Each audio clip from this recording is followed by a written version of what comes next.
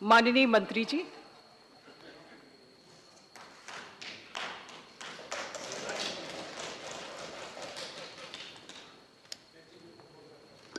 माननीय उपसभापति महोदया,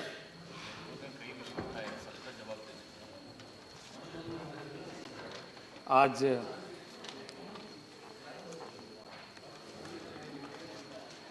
सरकार के माध्यम से उत्तर प्रदेश से संबंधित अनुसूचित जनजाति के सूची में सम्मिलित करने संबंधी विधेयक, जिस पर कल से चर्चा प्रारंभ हुई है और इस चर्चा में माननीय सदस्य प्रमोद तिवारी से लेकर लगभग 26 से अधिक सांसदों ने अपने अपने सुझाव, अपनी चिंता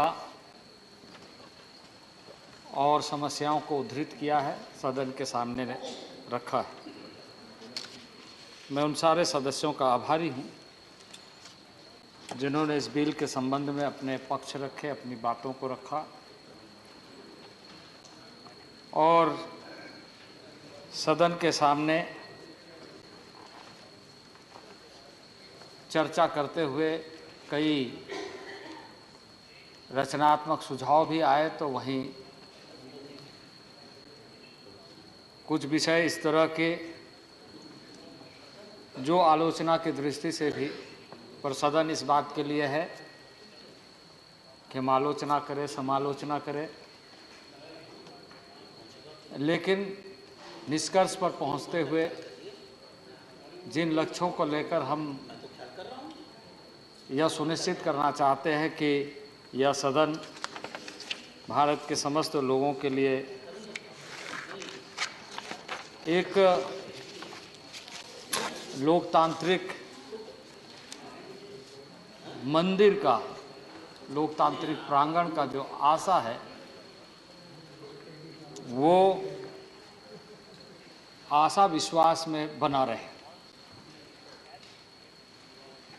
आदरणीय प्रमोद तिवारी जी ने शुरुआती दौर में जिन बातों का उल्लेख किया, उसका निश्चित रूप से उसके साथ ही सदन में माननीय बहुत सारे सदस्यों ने अपने अपने विषय, जो ट्राइबल के बारे में जो कंसर्न है, जो इश्यूज़ है, जो उनकी चिंता है, मैंने सबको बहुत विस्तृत ढंग से सुना है।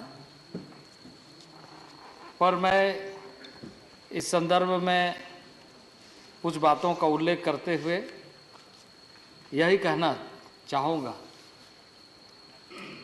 कि अनेकों प्रश्न ऐसे हैं जो दोहराए नहीं जाते और अनेकों उत्तर भी ऐसे हैं जो बतलाए नहीं जाते।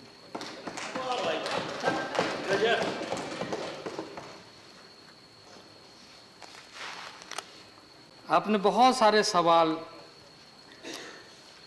इस सदन के सामने खड़ा किया है और सदन का भी, हमारा भी ध्यान आकृष्ट कराया। इस बिल से संबंधित मैं कुछ विषयों को उद्धृत करते हुए अपनी बात को प्रारंभ करना चाहता हूं कि ये कहानी 1980 के दशक से प्रारंभ हुई। 1980 में पहला पत्र इस बात को ध्यान में रखने के लिए कहा गया कि उत्तर प्रदेश में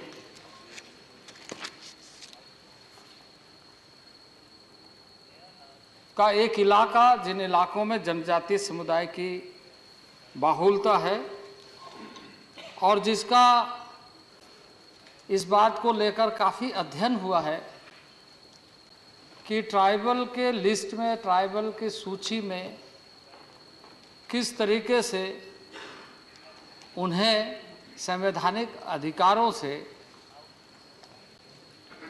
यह सुनिश्चित किया जाए कि जो मूल भावना संविधान की है, उस मूल भावना के अनुरूप उस एक सुदूरवर्ती क्षेत्र में रहने वाले जनजाति समाज के लोगों को न्याय मिले।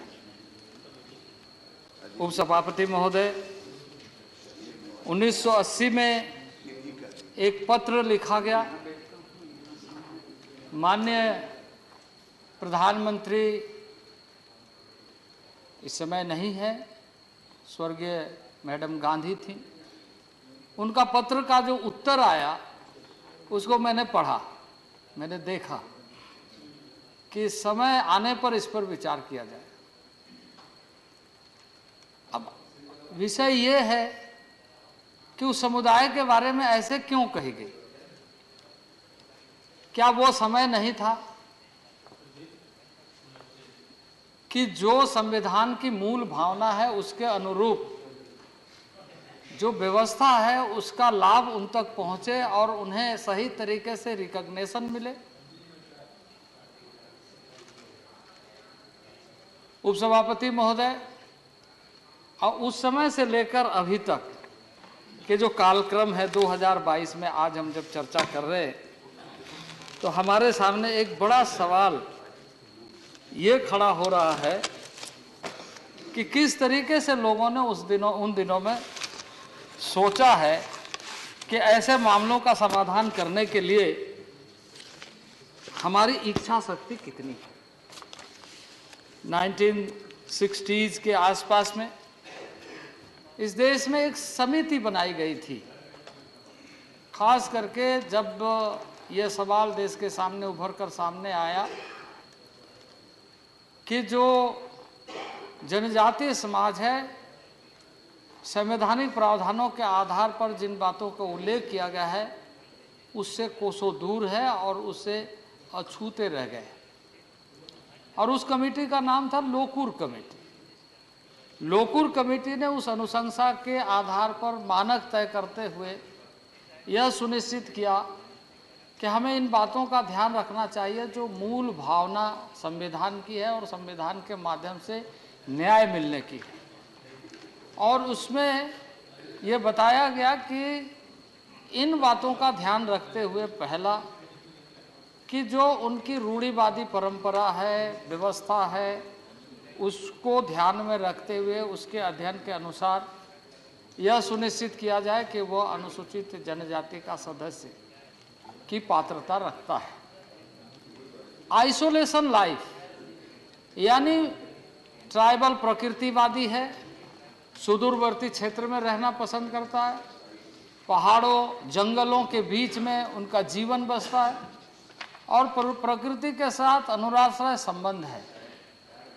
इसलिए इस बात का ध्यान रखा जाना चाहिए कि वैसे क्षेत्र में रहने वाले द्रुह चरित्र को, और इसलिए इस 5 क्राइटेरिया के आधार पर जहां आइसोलेशन को ध्यान में रखा गया, बैकवर्डनेस को ध्यान में रखा गया, प्रकृति के साथ जो उनका विश्वास है उस विश्वास को ध्यान में रखा गया और कहा गया कि इन मूल्यों के आधार पर मुझे कहते हुए यह बड़ा दुख हो रहा है कि लोकूर समिति के अनुशंसा का अनुपालन तत्कालीन सरकार ने नहीं किया, जिस वजह से आज ये समस्या हमारे सामने है। और हम इस समस्या का समाधान माननीय प्रधानमंत्री नरेंद्र भाई मोदी के नेतृत्व में अब करना प्रारंभ कर दिया है और पिछले सत्र में भी कई राज्यों के मामले को हमने इस सदन के सामने लाकर उसका समाधान किया और ये क्रमवार हम ऐसे समस्याओं का समाधान करने के लिए निरंतर प्रयत्न कर रहे हैं। अब 22/4/1981 में उत्तर प्रदेश ने इस गोंड कम्युनिटी के मामले में एक पत्र लिखा था कि ये सारे करैक्टर रखते हैं एसटीज का, क्योंकि जो मूल्यांकन की जो विधि अपनाई गई थी बहुत ही व्यवस्थित तरीके से, व्यापक तरीके से और प्रत्येक बिंदु को ध्यान में रखते हुए कि ट्राइबल जनजाति बाई करैक्टर है, उनके एक चारित्रिक गुण है, उनके एक जीवन पद्धति है, उनका एक अपने आप में जिसे कहा जाए कि उसके अपने तरीके से आय उपार्जन का साधन और प्रकृति के साथ जुड़ करके जिसे कहा जाए कि एक इकोलॉजिकल तरीके से रहने की जो व्यवस्था है वो बनी रहे। और इसलिए उन दिनों में 1981 में एससी समुदाय में जो सम्मिलित थे उनको कहा गया कि ये एसटी, क्योंकि इसके कैरेक्टर ये हैं, क्योंकि गौंड अन्य राज्यों में उन दिनों में भी ट्राइबल के सूची में थे। तो ये 1981 में प्रारंभ हुई, लेकिन 1981 से लगातार ये फाइल के आवागमन में बना रहा। कभी फाइल आती थी, कभी फाइल जाती थी, क्योंकि वैसे समुदाय के लोग हमेशा अपनी बातों को रखने के लिए सक्षम नहीं हो पाते कि उत्तर प्रदेश से आकर के यहाँ भारत सरकार में या संसद में अपनी बातों को रखे। उनकी आवाज़ दब गई। 1993 में पहली बार आरजीआई ने इस मामले को सपोर्ट किया कि हाँ, यह गुणात्मक तरीके से यह सारी पात्रता रखता है, और तब से ये फिर प्रारंभ हुआ ऊपर से नीचे फाइल होना। और एक बार लोगों ने सोचा कि इसका समाधान हो गया है, इसका रास्ता निकल चुका है, लेकिन इसके बावजूद भी ये मामले लटके रहे, ये मामले उलझते रहे और इसका समाधान नहीं हुआ। मैं हमारे माननीय सदस्य जिन्होंने इस बात का उल्लेख किया कि हमारी सरकार जब थी या कांग्रेस की सरकार जब थी तो ये हमेशा जनजातीय समाज या आदिवासी समाज की हितैषी रही, लेकिन ये फाइल बताता है कि आप कैसे हितैषी रहे। ये फाइल आपके सामने दिखता है कि आप किस तरीके से आपने सोचा। इस तरह की कई घटनाएं इस सदन में और भी चर्चा में आएगी, और इसलिए मैं आपके सामने इन्हीं शब्दों के साथ अपने माननीय सदस्य को बताना चाहता हूं कि दिल के लुटने का सबब पूछो ना सबके सामने, नाम आएगा तुम्हारा ये कहानी फिर से है।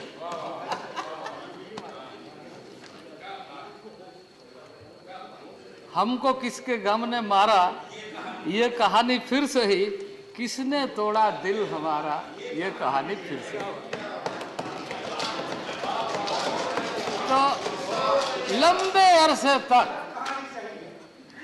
अरसे तक शासन करने के बाद जनजातीय समाज के ऐसे मुद्दे ज्वलंत बने हुए, यह हमारे लिए बहुत बड़ा सवाल है। और जब हम इसका समाधान कर रहे हैं, मुझे इस बात की प्रसन्नता है कि सदन में अधिकतर सदस्यों, माननीय सदस्यों ने इसका समर्थन किया, उसके प्रति हम आभारी हैं। लेकिन आदिवासियों के लिए इतना भारी रहे, ये भी हमारे लिए दुर्भाग्य है।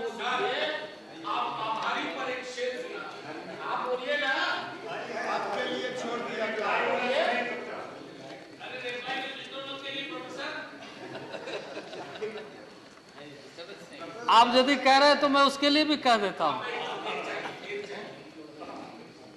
कुछ तो तेरे मौसम ही मुझे रास कम आए, कुछ तो तेरे मौसम ही मुझे रास कम आए, और कुछ मेरे मिट्टी में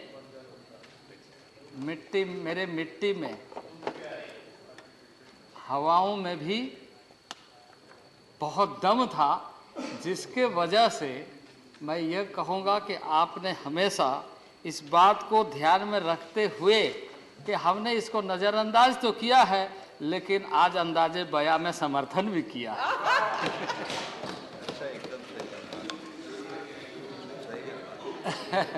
तो अध्यक्ष, उपसभापति महोदया,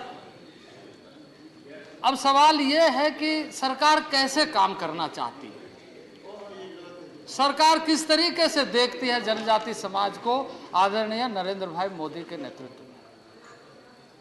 मैं कहूँगा तो फिर लोगों को लगेगा कि ये इस तरह की बातें कह रहे हैं, पर ये एक सत्य है।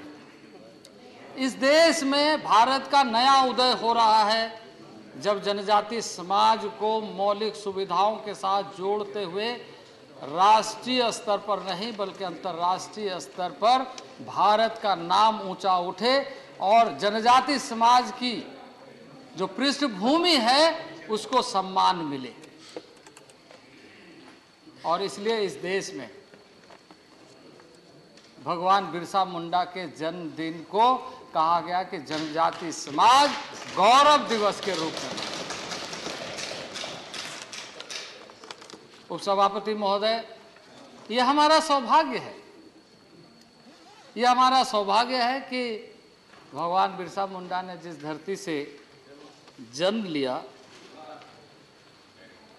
उसी क्षेत्र का मैं प्रतिनिधि हूं। उसी खुट्टी जहां पर उनका जन्म हुआ उलीहातू गांव, वो मेरा लोकसभा क्षेत्र।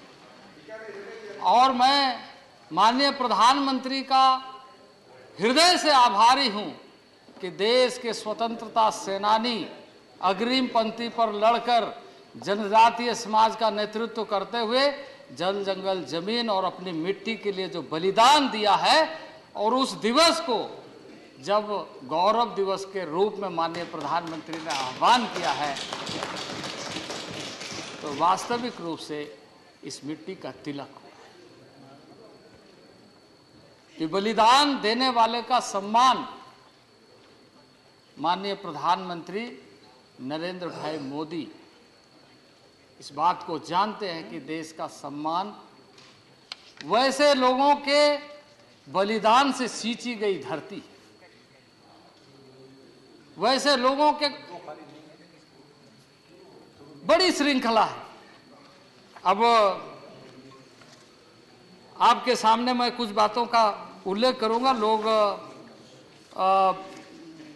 उस बात को लेकर हो सकता है कि अपनी सोच अलग रखते हों, लेकिन अभी जो टाटिया भील के मामले में जो बातें वक्तव्य आई और जिस तरीके से लोगों ने उस शहीद गांव को एक तरीके से अपमानित करने का काम किया, आदिवासी समाज, जनजाति समाज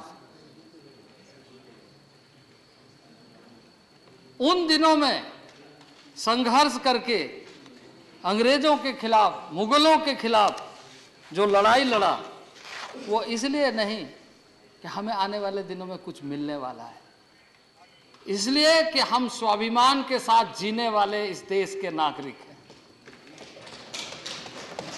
स्वाभिमान के साथ, आत्मनिर्णय के साथ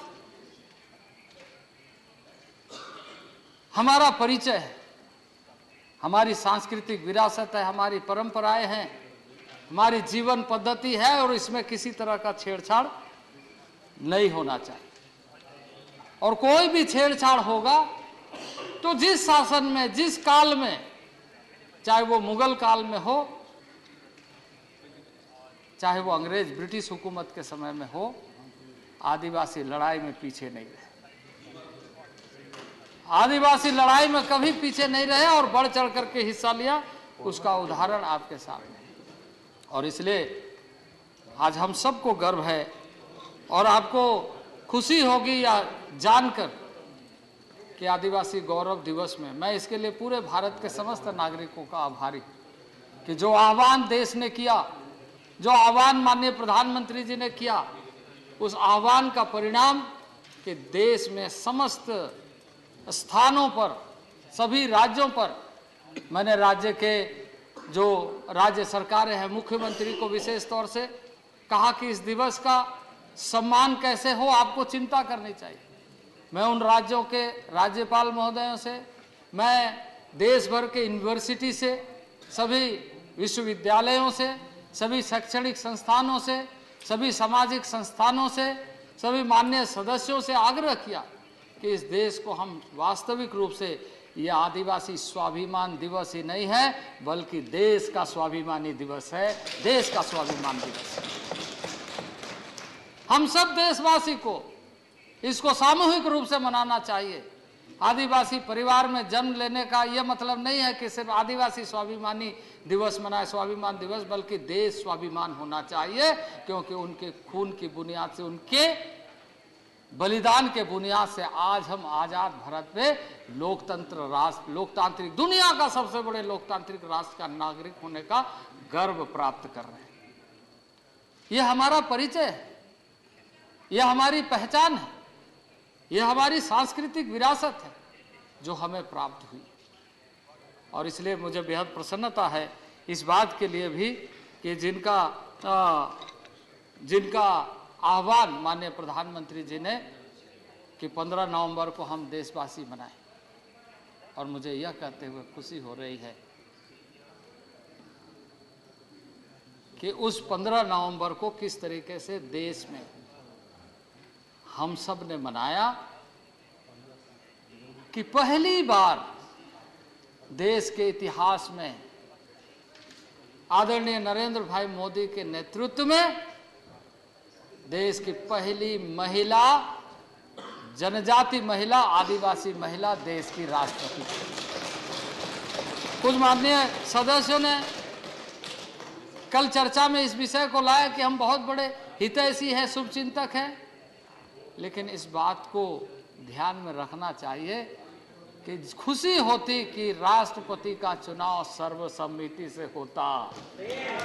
आपके दिल में इतनी ताकत होती क्योंकि मतदाता आप भी थे। आपका हृदय का भाव उभर करके सामने आया कि आजादी के लंबे कालखंड में आदिवासियों के बारे में आपका सोच कैसा था, आप किस तरीके से लोगों को देखने का काम किया। अब देश के अंदर जनजाति समाज को किस रूप में उपयोग किया या किस रूप में आपने देखा। अब यदि मैं कहूं तो हो सकता है उसके कई मायने लगाए जा सकते हैं, लेकिन ये सत्य के कसौटी पर खरा उतरने वाला विषय है कि यह हिम्मत, ये परिचय, ये ताकत, ये देश की जो सार्वभौमिक व्यवस्था और लोकतंत्र की जो ताकत है उसको दिखाने का यदि किसी ने इस देश में और दुनिया में भी बताने का काम किया तो वह प्रधानमंत्री नरेंद्र भाई मोदी, जिन्होंने कहा कि उस वर्ग से माननीय राष्ट्रपति का चुनाव होना चाहिए। और अपने राष्ट्रीय अध्यक्ष जेपी नड्डा जी को मैं इसके लिए आभार व्यक्त करता हूं, जिनके अध्यक्षता में एनडीए ने इस बात का फैसला करते हुए देश का राष्ट्रपति एक जनजाति महिला वर्ग से, और वो देश के राष्ट्रपति है। कई बार उनके बारे में कुछ आलोचना, कुछ बातें सुनने को मिली, वो देश के राष्ट्रपति है, पर उनके बारे में भी कुछ लोगों ने आलोचना प्रारंभ कर दिया। यह दुर्भाग्य है। मैं जनजाति विषय पर, सूचीबद्ध करने के विषय को रखते समय इस बात पर ज्यादा बल देना चाहता हूं कि ऐसी चीजें लोकतंत्र को कमजोर करती है, यह ध्यान में रखने की जरूरत है। जिस तरह से पिछले दिनों में कुछ लोगों ने चर्चा किया वो बड़ा दुर्भाग्यपूर्ण था।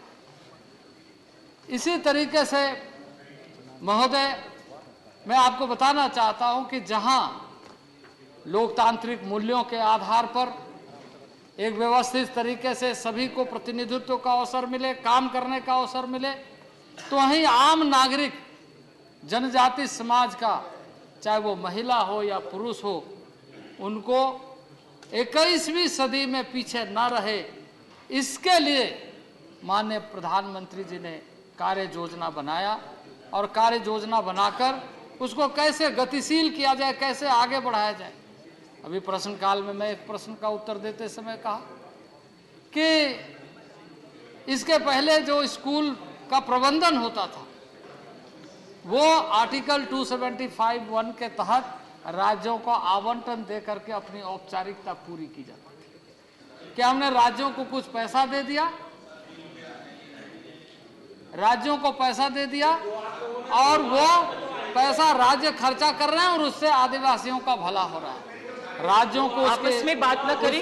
योजनाओं के आधार पर राशि उपलब्ध कराना, जो राज्य की आवश्यकता है वो निश्चित रूप से होना चाहिए और भारत सरकार उस मामले में कहीं कोई कोताही नहीं बरतती। लगातार हम राज्यों के साथ काम कर रहे हैं। राज्य की जो आवश्यकता है उन आवश्यकता को कि जिससे जनजाति समाज को लाभ मिले और उसको कैसे गतिशील बनाया जाए, कैसे आगे बढ़ाया जाए, इसका लगातार कोशिश हो रहा है और इसके तहत मैं आगे बताऊंगा कि किस तरीके से राज्यों के साथ मिलकर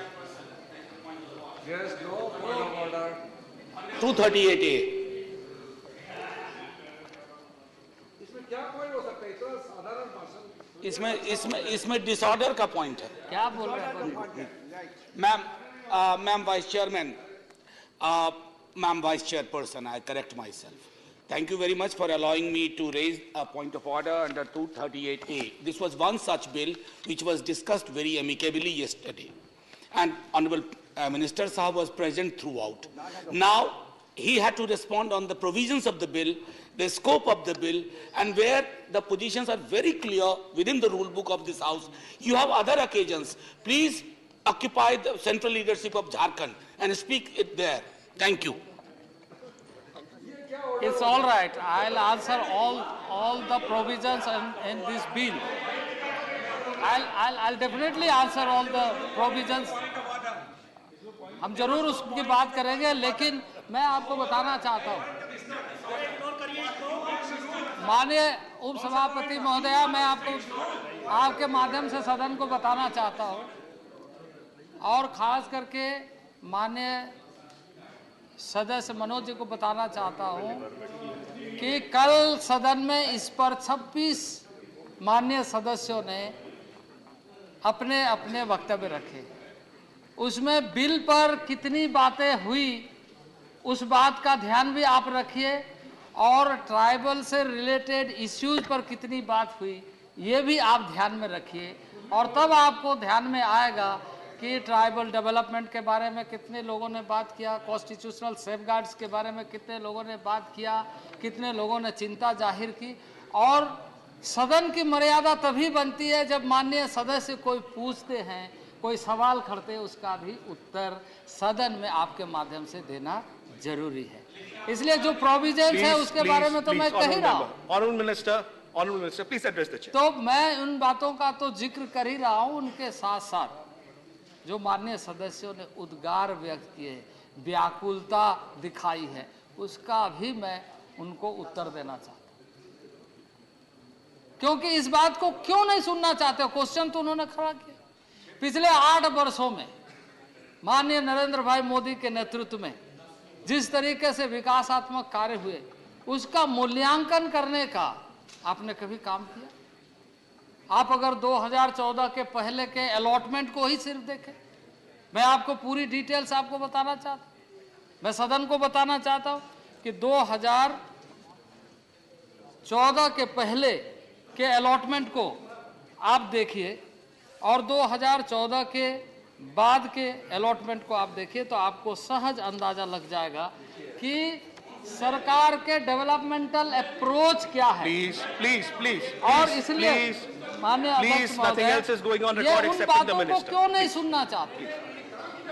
उन बातों को क्यों नहीं सुनना चाहते जिन बातों के ऊपर में? Please honourable minister, please no cross talk. Honourable minister, माननीय मंत्री जी। और इसलिए मैं बताना चाहता हूं कि 2013-14 में आप यदि देखें तो जो एसटी कंपोनेंट के लिए जो राशि आवंटित की जाती थी उसका जो कुल प्रावधान था वो 24,594 करोड़ रुपया था।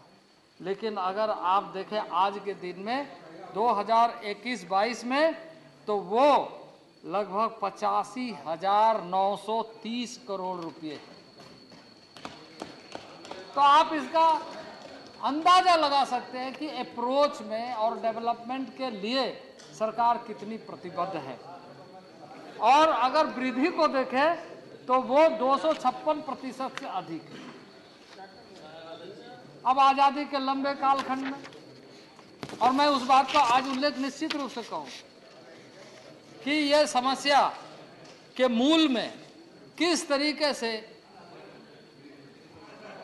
लंबे कालखंड तक शासन करने वाले लोग रहे हैं। उपसभापति महोदय, 1952 में सरकार आई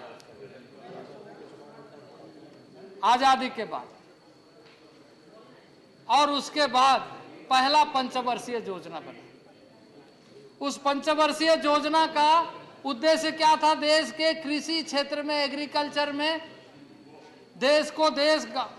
भारत गांव का देश है, भारत की अर्थव्यवस्था कृषि आधारित। आपने उसके बाद नेक्स्ट 5 ईयर प्लान में क्या किया? नेक्स्ट 5 ईयर प्लान में आपने इंडस्ट्रियल रेवोल्यूशन की बात की, और इंडस्ट्रियल रेवोल्यूशन की बात की, ये मैं मानता हूं कि आपने आधुनिक भारत की बात की, इंडस्ट्रियल रेवोल्यूशन की बात की। उद्योग होना चाहिए, किसके शर्त पर होना चाहिए, किनके शर्त पर होना चाहिए, और क्यों यह समस्या हुई, और क्यों इस तरीके से दोनों तरफ से समस्या खड़ी करने की कोशिश हुई। इंडस्ट्रियल रेवोल्यूशन के नाम से अपने अंधाधुंध तरीके से बगैर चीजों को समझे उन आदिवासियों के जमीनों को हड़पने का काम किया, जो बदस्तूर लंबे कालखंड तक आदिवासी समाज झेलते रहे। 1962 के अंदर क्यों यह कमेटी बनाने की बात आई? ढेबर कमीशन क्यों बनाई गई? और ढेबर कमीशन इसलिए बनाई गई क्योंकि उन दिनों में यह समस्या खड़ी हुई कि जनजाति समाज इस देश के अंदर जो आजादी के लड़ाई में अपनी खून बहा करके सींचने का काम किया, उसको बर्बाद करने का काम अंधाधुंध तरीके से हो रहा है, और जिसके कारण इस देश में एक नई समस्या, और उसको भी दूसरे तरफ से हवा देने का काम किया। एक तरफ से उसे उजाड़ने का काम और दूसरे तरफ से उस समस्या को और बढ़ाने का काम किया, और जिसके कारण 1971-72 में इस देश में प्रॉक्सी नक्सलिज्म शुरू हुई और आदिवासियों को इस्तेमाल किया गया। आदिवासी बड़े पैमाने पर उसमें उलझ गए। इस इतिहास को नहीं भूलना चाहिए। और आदिवासी समाज अपने न्याय के लिए, उन्होंने सोचा आजादी के लिए हम लड़ाई लड़े, आज हमारी जमीन लूटी जा रही है, हम जमीन के लिए फिर से लड़ाई लड़ेंगे। और प्रॉक्सी तरीके से उस समय में चाइना ने वैसे चीजों को हवा दिया वामपंथी आंदोलन के नाम पर, आर्म्स स्ट्रगल के नाम पर इस देश में लोगों ने हथियार पकड़ने का काम किया। वो हथियार ऐसे वामपंथी लोगों ने मुहैया कराने का काम किया, और इस देश की अर्थव्यवस्था को भी, इस देश को भी भारी नुकसान पहुंचाया, और आदिवासियों की जमीन लूटी गई। यह हकीकत है, यह सच्चाई है, और यह इसके बाद लगातार चलती रही। और आज ये समस्या का समाधान जब हम कर रहे हैं तो कह रहे इस पर चर्चा क्यों कर रहे। हमारे माननीय सदस्य आज सदन में नहीं है, जिन्होंने, मैं सोचा कि उनके साथ थोड़ा सा सामने से वार्ता करूं, मैं उनके प्रश्नों का उत्तर देना चाहता हूं। लेकिन उपसभापति महोदय, अपनी बात कह करके निकल जाना इनके फितरतों में है, ये सुनना नहीं चाहते। आदिवासी समाज वर्षों से जंगल में एक लोकतांत्रिक मूल्यों को बरकरार रखते हुए विश्वास व्यक्त किया, अपनी पहचान की निरंतरता को बनाए रखने के लिए लोकतांत्रिक व्यवस्था में विश्वास करते हुए लगातार जिया है। उस समाज के बारे में मैं निश्चित रूप से ये बताना चाहता हूं कि उस समाज के बारे में जब आप कहें तो इस बात को ध्यान में रखते हुए कहें कि ट्राइबल जनजाति समाज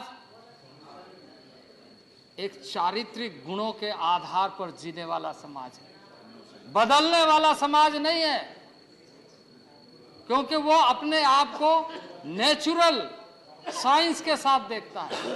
वैज्ञानिक दृष्टिकोण उनके जीवन पद्धति में है। आज आपने जो नुकसान पहुंचाया उसकी चर्चा दुनिया में, देश में, सभी जगहों में हो रही है। ग्लोबल वार्मिंग की चर्चा हो रही है, क्लाइमेट चेंज की चर्चा हो रही है। इन चर्चा के पीछे की बुनियाद में मैं आपसे बताना चाहता हूँ।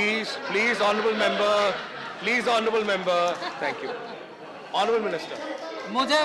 मुझे मालूम है आप इन सारी बातों को सुनना पसंद नहीं करेंगे, मुझे मालूम है, लेकिन मैं आपको सुनाऊंगा, इस सदन को सुनाऊंगा, क्योंकि आपने कभी उन्हें समझने का कोशिश नहीं किया। और अगर आप समझते तो महामहिम राष्ट्रपति के चुनाव में अपने कैंडिडेट को विड्रॉल कराते।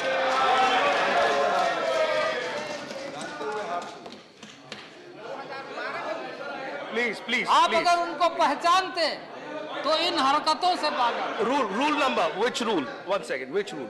Further? Rule number? Rule number 267, because Please. Sir, 267. You're a senior member. Rule number? Rule number 267. 267. My point is, and then the What is the rule? What is your point? Minister is trying to influence the name of the president to influence the house. That is my point. Minister is trying to influence the house. Minister is using the name of Rashtrapati. Your point is heard. Your point is heard. We will look into it. If there is anything specific that needs to be examined, we will look into it. This is very serious matter. Absolutely. The minister is trying to I use said your again point is and noted. again the name of the Honorable member, Rashtrapati your to point is influence noted. the No further. discussion of the house. Right. I've taken your point. Thank you. Thank you. अध्यक्ष महोदय, Thank you. Understood. Thank you. अध्यक्ष महोदय, मैं सदन में माननीय सदस्य को आपके माध्यम से बताना चाहता हूं कि ये पॉइंट ऑफ ऑर्डर किस बात के लिए रेज कर रहे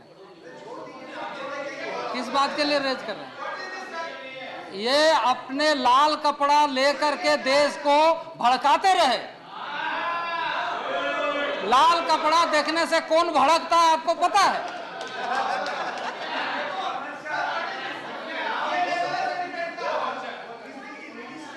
अब ये सुनने का मिजाज नहीं रखते। Please, Honorable Minister. इसलिए माननीय उपसभापति महोदय, जिन कार्यों को आज इस मंत्रालय के माध्यम से किया जा रहा है, अभी ये एक हमने उत्तर प्रदेश से संबंधित जिसमें 4 नए जिला बने, उन 4 नए जिला को सम्मिलित करते हुए संवैधानिक अधिकारों के आधार पर सूचीबद्ध किया जाए, ये प्रस्ताव ला करके हमने सदन को बताने की कोशिश की है कि वैसे समाज के लोगों के प्रति हमारी धारणाएं बदलनी चाहिए जिनके बारे में आपने हमेशा से नज़रअंदाज किया है। आज हम देश में डेवलपमेंट का नया कार्य योजना लेकर आए। आदि आदर्श ग्राम योजना को आप अच्छे ढंग से अध्ययन करिए। एक मॉडल के रूप में, एक मॉडल देश के प्रधानमंत्री ने जो अविकसित क्षेत्र है, आकांक्षी जिला के नाते, एस्पिरेशनल डिस्ट्रिक्ट के नाते एक नया गवर्नेंस मॉडल दिया कि डिस्ट्रिक्ट लेवल में कैसे गवर्नेंस होना चाहिए। वहीं आदि आदर्श ग्राम योजना के माध्यम से हमने मॉडल विलेज के उन गांवों में जहां बहुत ज़्यादा गैप्स रहे, जहां तक लोग नहीं पहुंच पाए, शासन नहीं पहुंची, लोग नहीं पहुंचे, स्वास्थ्य की सुविधा नहीं पहुंची, शिक्षा की सुविधा नहीं पहुंची, पेयजल की सुविधा नहीं पहुंची, उन गांवों को चिन्हित करते हुए 35,000 गांव में हम आदि आदर्श ग्राम योजना प्रारंभ की। अब यह बात अगर वो ना सुनना चाहे तो हम क्या कर सकते हैं?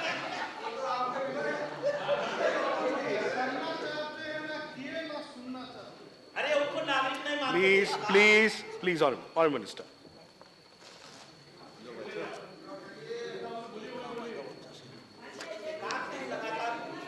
नहीं, मैं तो यही कह, आप अगर ना चाहो तो कोई बात नहीं।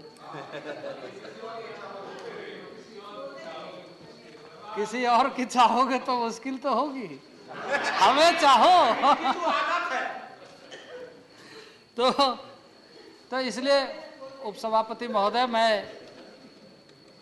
इस सदन में जो भारत सरकार के अप्रोच है, भारत सरकार के कार्य योजना है, भारत सरकार की दृष्टिकोण है जनजातीय समाज के समस्याओं का समाधान करने की, ये जनजाति समाज का, आदिवासी समाज का समाधान करने का रास्ता। और इसमें हम कई, आज उत्तर प्रदेश के लिए हम यहाँ आए हैं, सदन में चर्चा कर रहे हैं, इसके बाद हम तमिलनाडु के लिए आएंगे, हम छत्तीसगढ़ के लिए आएंगे, हम उड़ीसा के लिए आएंगे। इस तरह की जितनी समस्याएं हैं उन समस्याओं का समाधान करने के लिए माननीय प्रधानमंत्री नरेंद्र भाई मोदी की सरकार प्रतिबद्ध है। क्योंकि हम चाहते हैं उनका शैक्षणिक विकास होना चाहिए, आर्थिक विकास होना चाहिए, संवैधानिक प्रावधानों के साथ जुड़ करके उसको न्याय मिलना चाहिए। और इसलिए जो कानून है, आज लगातार कोशिश हो रहा है, राज्यों के साथ संवाद हो रहा है कि पेशा का इम्प्लीमेंटेशन अच्छे ढंग से करें, जो अनुसूचित क्षेत्र है उसका प्रबंधन अच्छा से करें। हम FRA का लगातार चर्चा कर रहे हैं, मॉनिटर कर रहे हैं और उसमें हमें उपलब्धि मिल रही है। मैं आपको बताना चाहता हूं अध्यक्ष महोदय कि FRA के माध्यम से लगातार जो कोशिशें हुई है और उसमें जितने क्लेम्स का डिस्पोजल राज्य जल्दी से जल्दी करे इसका कोशिश हो रहा है। और आपको मैं बताना चाहता हूं कि जो कम्युनिटी फॉरेस्ट राइट है उस पर हमारा ज़्यादा बल है, ज़्यादा हम कोशिश कर रहे हैं। और उसको इकोनॉमी के साथ कैसे जोड़ा जाए, वन और वन का प्रबंधन के साथ साथ वनोपज की सही व्यवस्था करते हुए एक आम जंगल में बसे हुए गांव का नागरिक आत्मनिर्भरशील बने, वहाँ के जो संसाधन है उसका उपयोग करते हुए। इसके अलावा शिक्षा में मैंने जैसे कहा कि एकलव्य मॉडल स्कूल या 29,000 करोड़ से अधिक की एक योजना समयबद्ध तरीके से पूरा करने की चल रही है।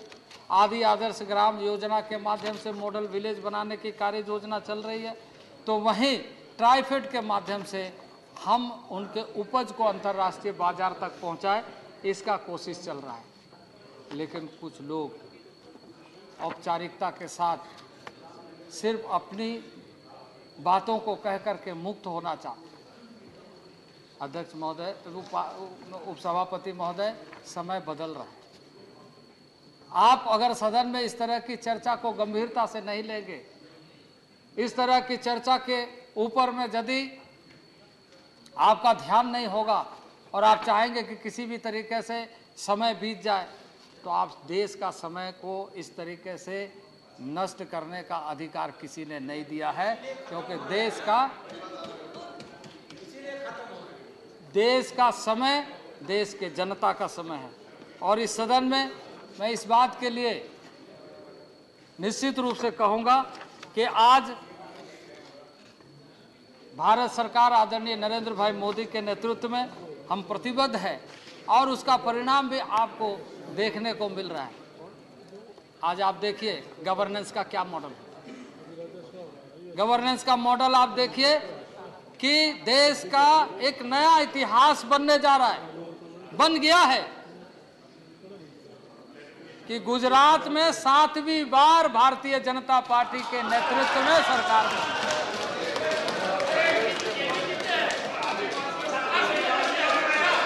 प्लीज। और उसमें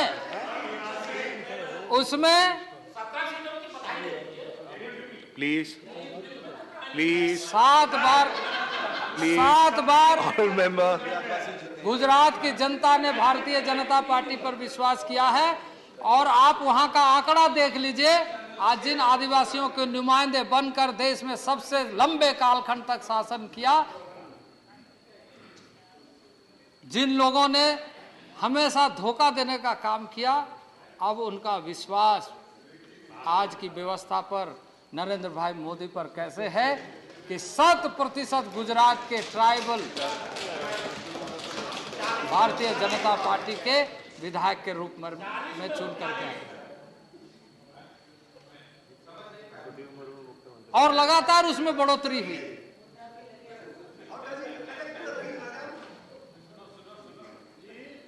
आज उपसभापति महोदय, मैं आपके सामने यही कहना चाहता हूं कि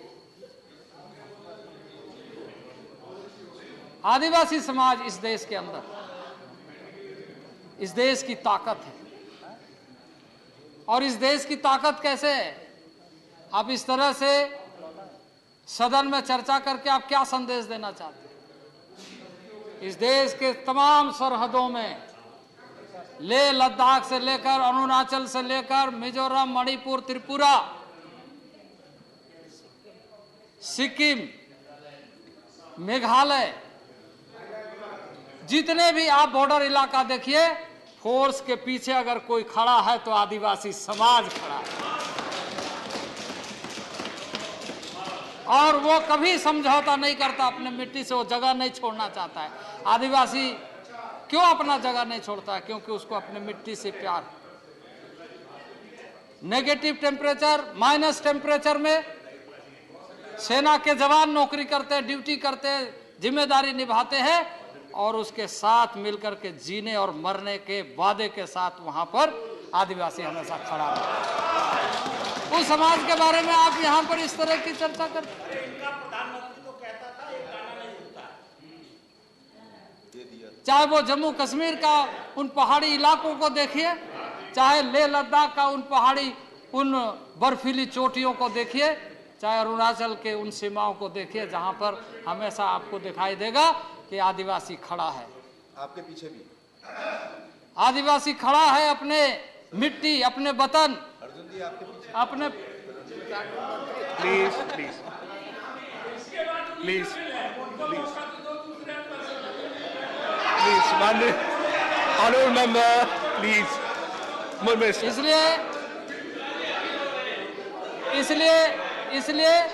इसलिए मैं आपको बताना चाहता हूं कि थोड़ा Please, आप order in the समझने house. का Order in the प्रयत्न house, please. करिए, आप कोशिश ऑर्डर इन द करिए हाउस। Silence silence. इस तरह की बातों को कह करके। और मान लीजिए कि हमसे गलती हुई है, मान लीजिए कि हमसे गलती हुई है, प्रायश्चित करिए। No cross talk, no cross talk. माननीय मंत्री जी एड्रेस। अपनी गलती को मान लीजिए। माननीय मंत्री जी, माननीय उपसभापति महोदय, मैं यही कहूंगा अपने मित्रों से, माननीय सदस्यों से कि अपनी गलती को मान लीजिए और आदिवासियों को जान लीजिए।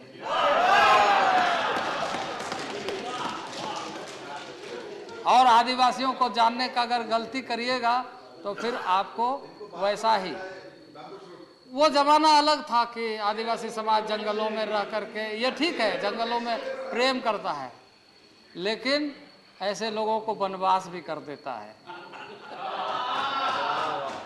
और वो वनवास आपको समझ में आ रहा है कि कैसे लोग। Honourable minister. तो ये मैं निश्चित रूप से कहूँगा कि सदन में ये जो प्रस्ताव आया है उत्तर प्रदेश से संबंधित, ये उत्तर प्रदेश से संबंधित जिसके अंदर 1980 से लोग संघर्ष करते रहे, समस्याओं से उलझते रहे, जिसका समाधान नहीं हुआ। और आज इस बात की खुशी है कि इस प्रोविज़न के माध्यम से अब वहाँ के लोगों को न्याय मिलेगा। मोदी जी की कल्पना, माननीय प्रधानमंत्री जी की कल्पना है कि इस देश के समस्त लोगों को न्याय मिलना चाहिए, क्योंकि लोकतांत्रिक मूल्यों के आधार पर देश को हम सब ने आत्मसात किया है। और इसलिए मैं आग्रह करूंगा कि इस विधेयक को सर्वसम्मति से इस प्रस्ताव को स्वीकार किया जाए। बहुत बहुत धन्यवाद। Thank you honourable minister.